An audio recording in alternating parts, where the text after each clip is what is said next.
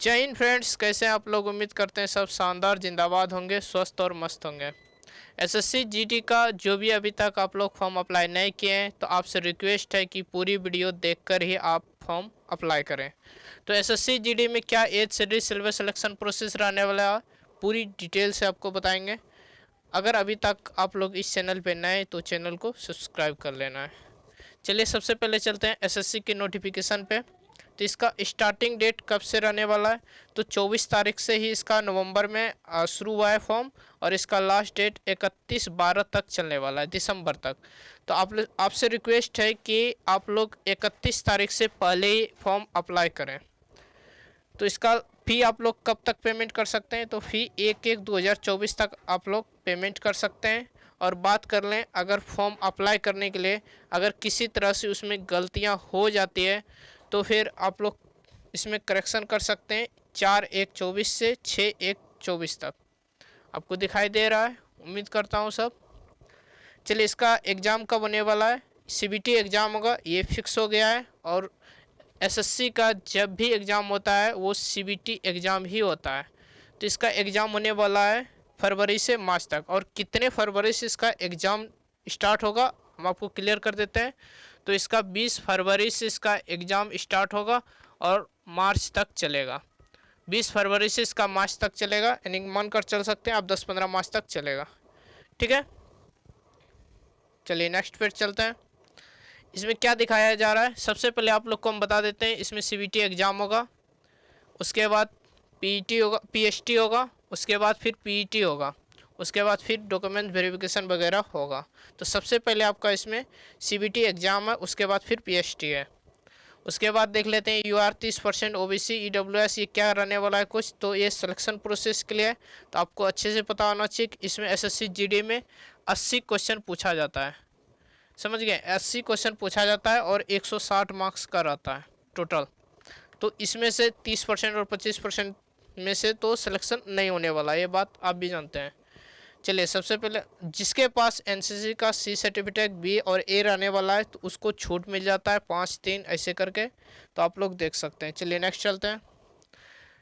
इसमें सैलरी क्या रहने वाला है, तो सबसे पहले हम आपको बता देते हैं। तो इसमें 30,000 से इसमें स्टार्टिंग सैलरी है। आप किसी भी जगह रहिएगा तो आपको स्टार्टिंग में 30,000 रुपया मिल जाएगा। उसके बाद इसमें लास्ट चलने वाला है कितना, 55,000 तक। समझिए, इसमें लास्ट 55,000 तक चलने वाला है और इसका स्टार्टिंग सैलरी ही 30,000 रुपया रहने वाला है। अब देख लेते हैं किस कैटेगरी में कितना पोस्ट है। तो मेल कैंडिडेट के लिए किस कैटेगरी में, बीएसएफ, आप देख सकते हैं यहाँ पर पोस्ट दिखाई दे रहा होगा आपको, BSF, CISF, CRPF, SSB, ITBP, AR और एसएसएफ। इसमें टोटल मेल के लिए कैंडिडेट के लिए और इधर फीमेल कैंडिडेट के लिए टोटल पोस्ट 26,146 है। चलिए क्लियर है आपको। चलिए एजुकेशन क्वालिफिकेशन क्या रहने वाला है, तो इसमें ज़्यादा कुछ नहीं रहने वाला है। मात्र अगर आप मैट्रिक पास हैं किसी भी बोर्ड से, किसी भी स्ट्रीम से, तो आप फॉर्म भर सकते हैं किसी भी यूनिवर्सिटी से, ऑल इंडिया के लिए।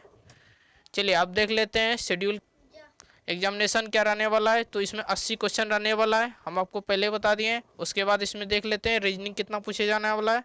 तो इसमें 20 क्वेश्चन आपसे पूछा जाएगा। उसके बाद फिर जनरल अवेयरनेस 20 क्वेश्चन पूछा जाएगा, मैथमेटिक्स से 20 क्वेश्चन पूछा जाएगा और इंग्लिश या हिंदी में से 20 क्वेश्चन आपसे पूछा जाएगा। ये ऑप्शनल है, आप जब सीबीटी एग्ज़ाम दीजिएगा तभी आप चूज कीजिएगा।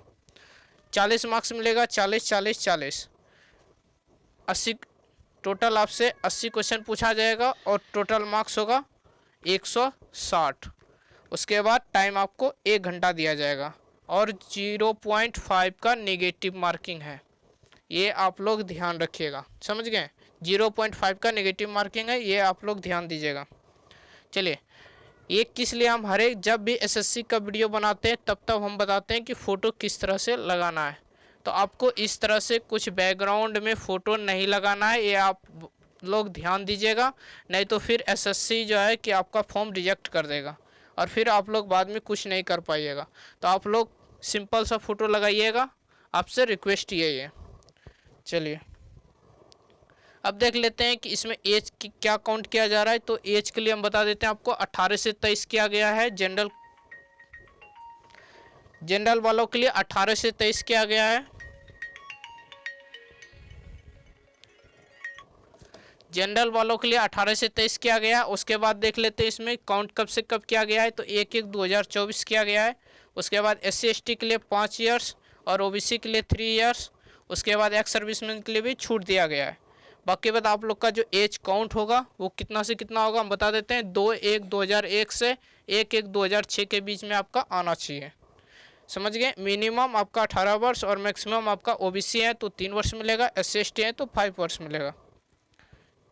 चलिए, सब कुछ आपको क्लियर हो गया होगा उम्मीद करता हूँ। जो भी था हमने आपको सारे डिटेल बता दिया। अब नेक्स्ट पार्ट में आपको बताएंगे PST क्या कुछ रहने वाला, हाइट, वेट, चेस्ट, सारा डिटेल आपको नेक्स्ट पार्ट में मिलेगा। तब तक के लिए जय हिंद, जय भारत।